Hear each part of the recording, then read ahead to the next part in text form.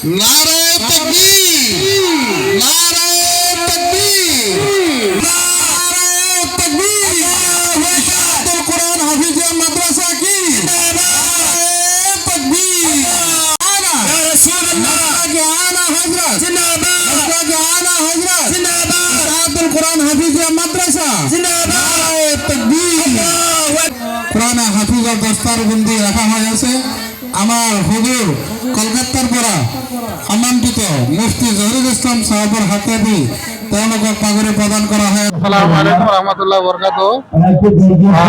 আপোনালোকলৈ প্ৰথমে ধন্যবাদ জ্ঞাপন কৰিছোঁ। আজি ১ নং চাউল খোৱা ধৰিয়া খেতি ইশাআতুল কোৰআন হাফিজিয়া মাদ্ৰাসাত আহি মই নিজে আনন্দিত আৰু উৎফুল্লিত হৈছোঁ, কিয়নো প্ৰত্যেক বছৰৰ দৰে এই বছৰ ১৩তম বাৰ্ষিক ধৰ্মীয় সভাৰ আয়োজন কৰা হৈছে।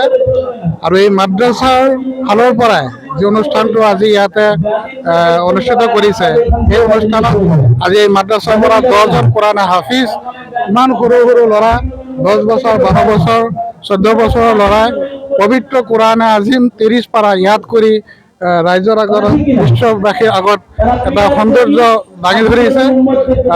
মই বহু আনন্দিত হৈছোঁ। ইয়াতে হাজাৰ হাজাৰ ধৰ্মপ্ৰাণ ৰাইজ একত্ৰিত হৈছে আৰু ইয়াতে একত্ৰিত হৈ ভাল এটা পৰিৱেশ পাইছোঁ। আৰু আমি গোটেই ভাৰতবৰ্ষৰ কাৰণে, গোটেই ৱৰ্ল্ডৰ কাৰণে ভাতৃত্ববোধ আৰু শান্তি জীয়াই ৰখাৰ কাৰণে মদ, ভাং, জুৱা, বাল্য বিবাহ ইত্যাদি বিৰোধিতাৰ কাৰণে ৱাজৰ নচিহতো হৈছে, ইয়াত বক্তব্য ৰখা হৈছে। আৰু আমাৰ কলকাতা, ৱেষ্ট বেংগলৰ পৰা এজন মেহমান মাতা হৈছে। তেখেতকো আমি অনুৰোধ জনাইছোঁ, তেখেতে আমাৰ অসমৰ শান্তিৰ হকে কিছু বয়ান ৰাখিবৰ কাৰণে, কোৰআন হাদিছৰ ভাল ভাল আদৰ্শ নিদৰ্শন দাঙি ধৰিবৰ কাৰণে, আৰু নিশ্চয় তেখেতেও বিশ্ব শান্তি, মানৱতা, একতাৰ হকে তেওঁ ভাল নিদৰ্শন দাঙি ধৰিছে।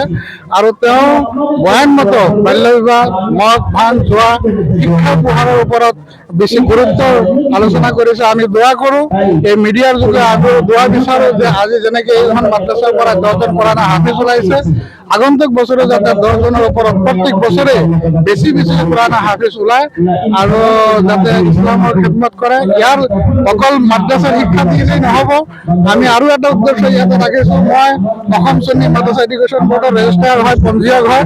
মই এই মাদ্ৰাছাখন বছৰত দুবাৰকৈ নিৰীক্ষণ কৰোঁ, ইনস্পেকশ্যন কৰোঁ। আমাৰ বৰ্ডৰ কাৰ্যকৰ্তাও ইয়াতে আহে।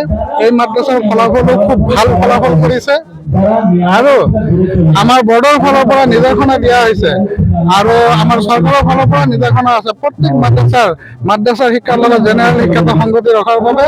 আৰু ইয়াতো নিশ্চয় জেনেৰেল শিক্ষাৰ সংগতি ৰাখিছে, জেনেৰেল মাষ্টাৰো আছে।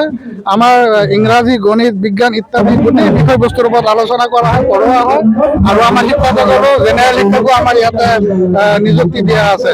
আৰু কেৱল এই মাদ্ৰাছা নহয়, আমাৰ অসমৰ বিভিন্ন মাদ্ৰাছা আমাৰ বৰ্ডৰ লগত জড়িত থকা, অসম সুন্নী মাদ্ৰাছা এডুকেশ্যন বৰ্ডৰ লগত জড়িত থকা মাদ্ৰাছা, আমাৰ মাদ্ৰাছা শিক্ষাৰ লগতে জেনেৰেল শিক্ষা, মোৰ নিজৰ Madrasa Balabari Gulshan modern academy higher ছেকেণ্ডেৰীলৈকে ছাত্ৰ তাতে অধ্যয়ন কৰি আছে, লগতে কোৰআন হাফিজ আৰু মাদ্ৰাছাৰ শিক্ষাও গ্ৰহণ কৰি আছে। আপোনালোকলৈ ধন্যবাদ। চাউলখোৱা ইশাআতুল কোৰআন হাফিজিয়া মাদ্ৰাছা প্ৰাংগণত ৰাইজে কষ্ট কৰি যি ধৰ্মীয় সভাৰ আয়োজন কৰিছে, খুবেই ভাল লাগিছে। কাৰণ ৰাইজৰ সহযোগিতা নাথাকিলে ইমান ডাঙৰ জলসা ধুনীয়াকে পতা সম্ভৱ নহয়। আৰু খুবেই ভাল লাগিল এই ইশাআতুল কোৰআন হাফিজিয়া মাদ্ৰাছা প্ৰাংগণৰ পৰা 10জন ছাত্ৰ আমি সকলোৱে পাগুৰি দিব পাৰিছোঁ, সেয়ে আমি সুখী। আৰু আপোনালোকে চবে দোৱা কৰিব যাতে আমাৰ প্ৰতিটো ঘৰে ঘৰে এটাকৈ কোৰআনৰ হাফেজ হয়, তাৰ লগতে আমাৰ যিখিনি স্কুলীয়া শিক্ষা যাতে আমি সকলোৱে দিব পাৰোঁ। আসসালামু আলাইকুম। আনন্দিত হৈছোঁ, 10জন হাফিজ হৈছে ইশাআতুল কোৰআন হাফিজিয়া মাদ্ৰাছাৰ পৰা। আজি প্ৰায় ৬-৭ বছৰ বেছিয়ে হ'ল কিজানি মই ছেক্ৰেটাৰী পদত হিচাপত কাম কৰি আছোঁ। ৰাইজৰ আনন্দিত হৈ আজি মোৰ তাৰমানে ভালে লাগিছে। যোৱাবাৰ 4জন হৈছিল, এইবাৰ 10জন হ'ল। অহা বছৰ পাৰিলে আমি ইয়াতকৈ আৰু ভাল ফলাফল দেখাব পাৰিম।